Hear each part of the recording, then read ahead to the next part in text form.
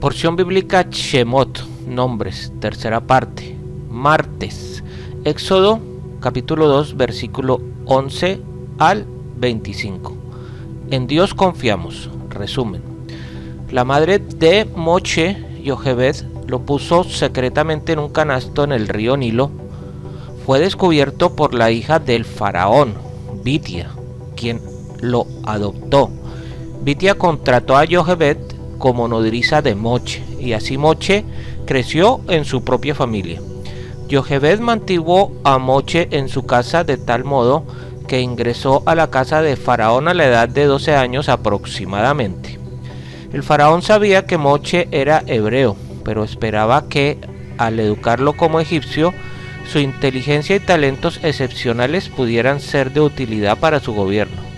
Cuando Moche vio a un capataz egipcio golpear a un hebreo despiadadamente y mató al capataz, tal como temió Moche, el suceso llegó a oídos del faraón y lo sentenció a muerte.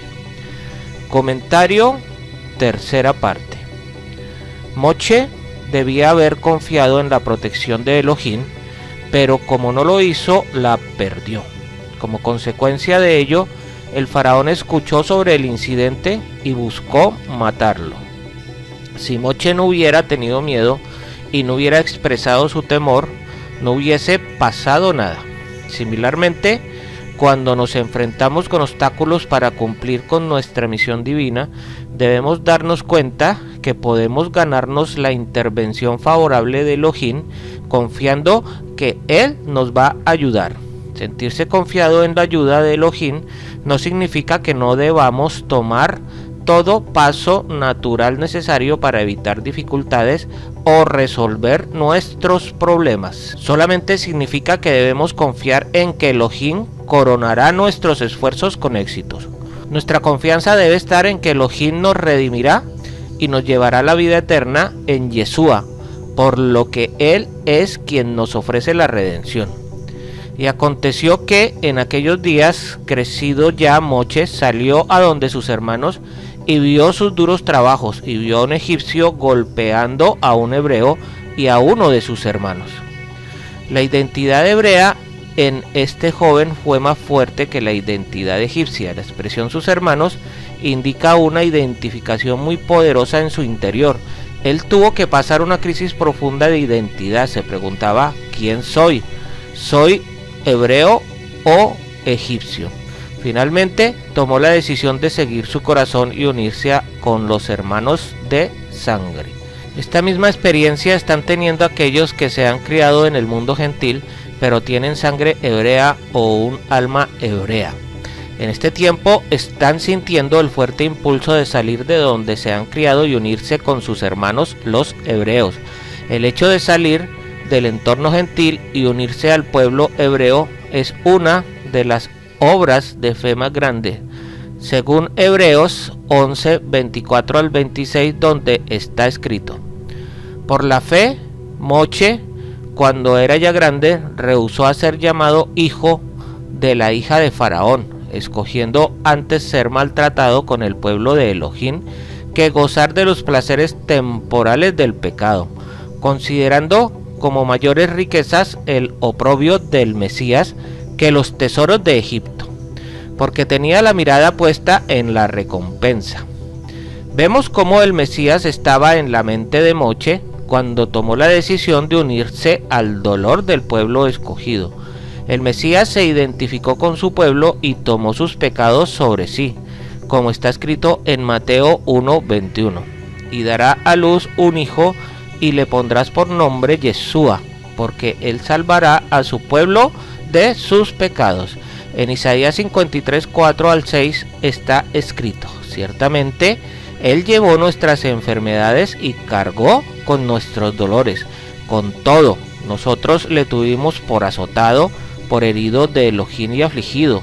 Mas él fue herido por nuestras transgresiones, molido por nuestras iniquidades.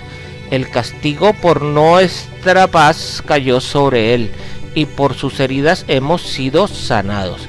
Todos nosotros nos descarriamos como ovejas, nos apartamos cada cual por su camino, pero Jehová hizo que cayera sobre él la iniquidad de todos nosotros.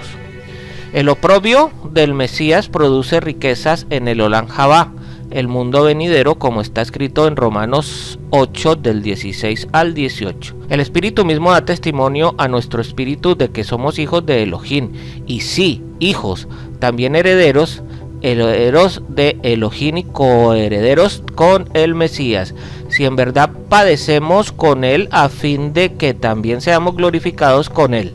Pues considero que los sufrimientos de este tiempo presente no son dignos de ser comparados con la gloria que nos ha de ser revelada. En 2 Corintios 4 del 17 al 18 está escrito: pues esta aflicción leve y pasajera nos produce un eterno paso de gloria que sobrepasa toda comparación, al no poner nuestra vista en las cosas que se ven, sino en las cosas que no se ven. Porque las cosas que se ven son temporales, pero las que no se ven son eternas. Los sufrimientos que padecemos por causa del Mesías en este mundo producen un eterno peso de gloria en el mundo venidero. La manera de poder aguantar el dolor y el sufrimiento es estar pensando en lo que produce. Habrá una gran recompensa para los que sufren por causa del reino, como dijo nuestro maestro Yeshua en Lucas 6, 22 al 23. Dichosos sois cuando los hombres os aborrecen, cuando os apartan de sí, os colman de insultos y desechan vuestro nombre como malo por causa del Hijo del Hombre. Alegraos en este día y saltad de gozo, porque he aquí vuestra recompensa es grande en el cielo, pues sus padres trataban de la misma manera a los profetas. Moche puso su mirada en la recompensa invisible que sería revelada en el futuro. También se fijó en el invisible, como está escrito en Hebreos 11:27. Por la fe salió de Egipto sin temer la ira del rey, porque se mantuvo firme como viendo al invisible. Los sufrimientos por causa del reino producen recompensa en el Olam Jabá, y todo tipo de sufrimientos en este mundo produce un carácter agradable para el Eterno, si reaccionamos de manera correcta ante ellos, como está escrito en Santiago 1 del 2 al 4. Tener por sumo gozo, hermanos míos, el que os halléis en diversas pruebas, sabiendo que la prueba de vuestra fe produce paciencia, y que la paciencia tenga su perfecto resultado, para que seáis perfectos y completos, sin que os falte nada.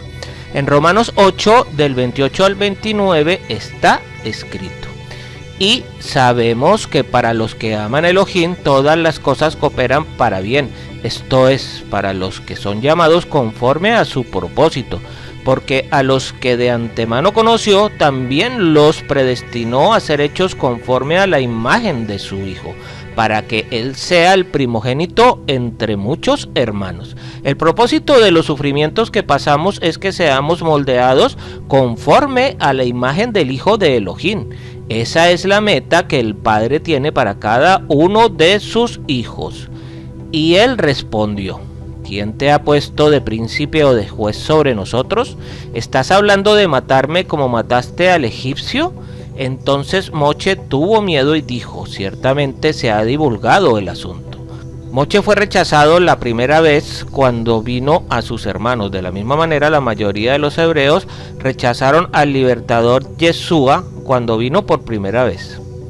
Todavía no se había cumplido el tiempo fijado de estancia en Egipto, por lo tanto, no era el tiempo para que Moche liberara al pueblo. El llamado estaba en su vida y el deseo de cumplir el llamado no faltaba, pero faltaban dos cosas: el tiempo correcto y la manera correcta. Al precipitarse ocurrió un desastre. En su propia ira y celo por su pueblo hebreo cometió un asesinato. Esa no era la manera de actuar. Jehová tenía otro plan, y Moche tenía que aprender a colaborar con él, en lugar de hacer las cosas por su propia cuenta y su propia fuerza. El secreto del éxito en el reino es colaborar con el Eterno en sus proyectos y no hacer las cosas a nuestra manera, como está escrito en Juan 5:19. Por eso Yeshua respondiendo les decía: en verdad os digo que el Hijo no puede hacer nada por su cuenta, sino lo que ve hacer al Padre, porque todo lo que hace el Padre, eso también hace el Hijo de igual manera. Aquí vemos que el Hijo de Elohim no es todopoderoso cuando está en su cuerpo físico. Él depende totalmente de su Padre. Así, la voluntad del Eterno tenía éxito en su vida, como está escrito en Isaías 53:10. La voluntad de Jehová en su mano prosperará. De la misma manera, nosotros no podemos hacer nada sin la ayuda del Mesías Yeshua, como está escrito en Juan 15 del 4 al 5. Permaneced en mí y yo en vosotros. Como el sarmiento no puede dar fruto por sí mismo si no permanece en la vid, así tampoco vosotros si no permanecéis en mí. Yo soy la vid, vosotros los sarmientos. El que permanece en mí y yo en él, ese da mucho fruto, porque separados de mí nada podéis hacer. Cuando Faraón se enteró del asunto, trató de matar a Moche, pero Moche huyó de la presencia de Faraón. Se fue a vivir a la tierra de Midian y allí se sentó junto a un pozo. Moche llegó a Midian, se casó con una hija de Yitro, que era parte importante del gobierno de Midian. Los 40 años en el desierto enseñarían a Moche a ser humilde y a depender del Eterno para poder ser un verdadero libertador. La dependencia del Eterno es la clave para tener éxito en el reino. Que el Padre Eterno les bendiga y les guarde. Les habló el Moré Naftali ben Yehuda.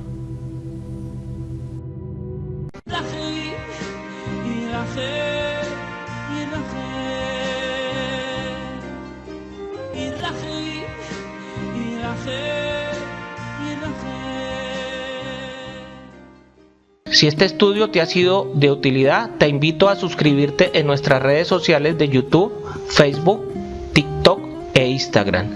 Activa las notificaciones, dale me gusta al video y déjanos tus comentarios, inquietudes o sugerencias. Shalom.